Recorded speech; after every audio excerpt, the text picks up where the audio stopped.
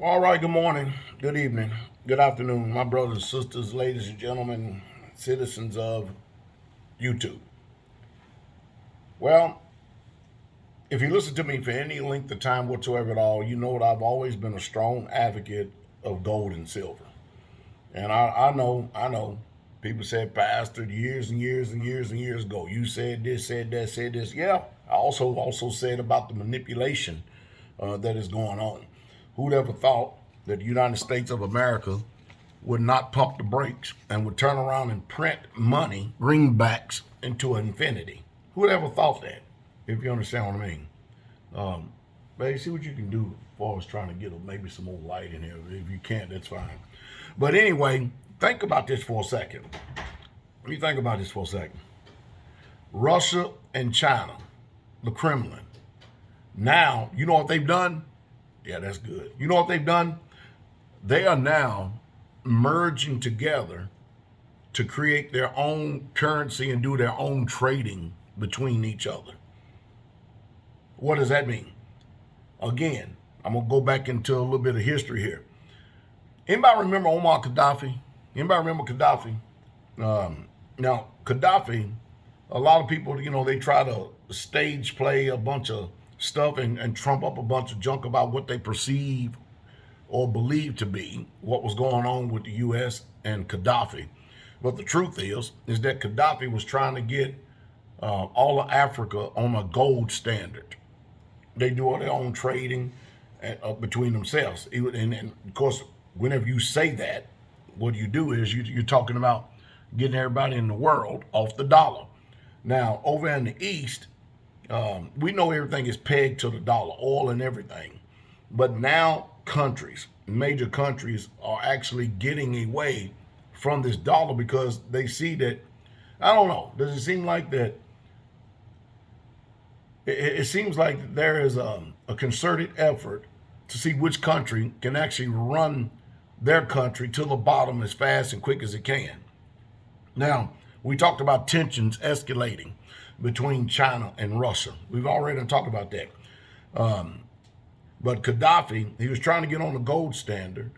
And when he couldn't get on that gold standard because of outside influence, we seen what happened to him. Of course, Saddam Hussein, right? We got him. We finally got him, right? We got him, right? Okay. Yep. We got him. That was a mosquito right there. Yep. We finally got him. We got him. If we got him, then why did the war continue to keep on? The war machine and the war drums are beating again. They're raging. The Ukraine is sitting there still under siege. And Russia's still thinking about going in. Taiwan, we've already done sent fleets over there. And now you're watching Russia and China not coming to the table. They're not powwowing with the European Union. They're not doing any of that with anybody. They are joining together themselves. And anytime two countries do that, that means they're feeling themselves. What they're saying is, you know what, we can do this without the United States of America.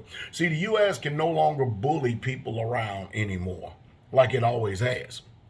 The sanctions are not working. As a matter of fact, I was listening to someone this morning.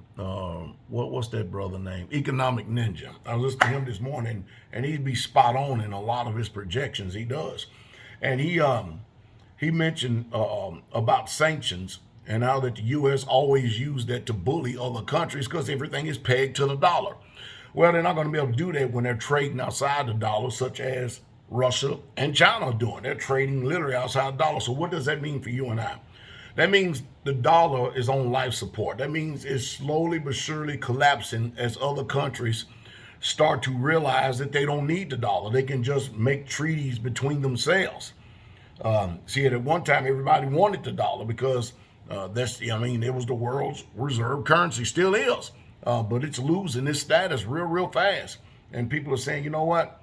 I'm getting sick and tired at any time that we don't do nothing the way that the U.S. thinks we ought to do it, trying to bully the whole world, trying to be the savior of the whole world. The first thing what they want to do is jump in and put sanctions on us. The first thing they want to do is attack this old relic called the SWIFT system, i.e., quote unquote, let me jump thoughts here for a second. That's the reason why you see XRP not thrive in the way that it should. It's just like silver. The powers that be know what's getting ready to take place, and it's up. Hey, they're doing everything they can to keep their foot on the back of the neck of XRP, because XRP is going to be a system a whole lot greater than the old relic of a SWIFT system. Now go back for a second. The SWIFT system, that's to where countries peg and trade. They can send money all across the world and everything to each other in a matter of minutes. But XRP can do it in seconds, and we'll talk about it at a later time. But I did have to paint a little picture here. So now the U.S., when they talk about sanctions, they can't sit up there and bully countries and stop money from flowing into the countries, stop goods and services from flowing into the countries and stuff. They no longer have that power to do that. And people are just getting sick and tired of the United States sticking their nose in their business and trying to run the whole world. It's like, man, this world domination stuff, this is over with. This is done for.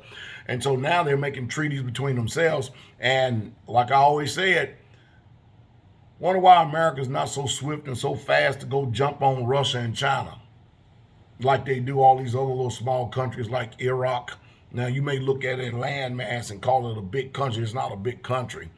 And then next thing you know, Omar Gaddafi, they can trump up and say anything. And because you know how America does, they have to villainize everybody, make everybody a villain, and then they get on the news media, manipulate your conscience. You believe everything they say just because it's in front of that one-eyed monster, and these people up there telling you this and telling you that, telling you this, and you believe it. You believe it. It ain't nowhere near the truth, but you believe it just because you're an American and you trust them wicked, lying, twisted, warped, distorted news media for everything that they say. Well, how you like them now? Because they ain't telling us nothing that's in our best interest. So what's the solution? You know, I always have solutions. Well, i.e., guess what? I'm going to tell you what rich people do. I'm going to tell you what people who have money do. I'm going to tell you exactly what's going on. They put money into assets. That's the reason why I'm here for this video.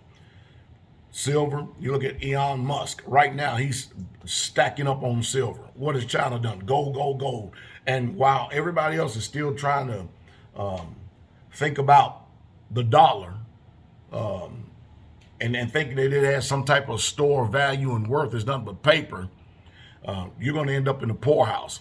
So gold, store some. Silver, get some, much as you can. And then land.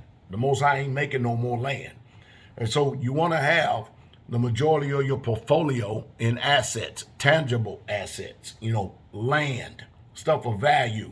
And like I said before, if you're not an agricultural people, you better become one real quick, fast, and hurry, because if you're going to continue to keep depending on these trucks going to this store, and you already see what's happening with the supply chain, you deserve exactly what you get. You see, being apathetic, being complacent, lethargic, lazy, it's never a solution for people who need answers. It never is.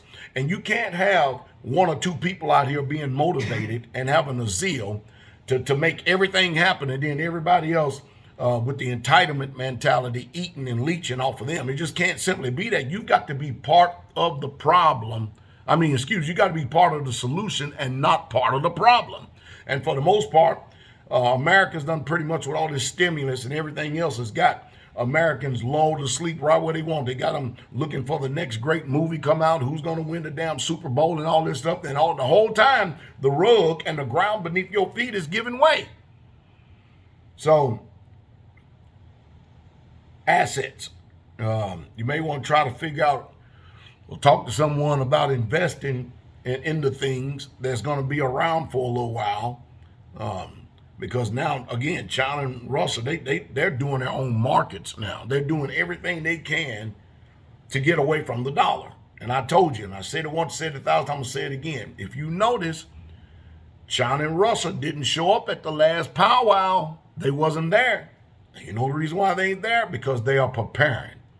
The battle drums of war is beating again. And if all you're going to do is set up and glue your face to the damn news media and listen to Dr. Frankenstein give you his opinion about what the hell he's going on. Unelected.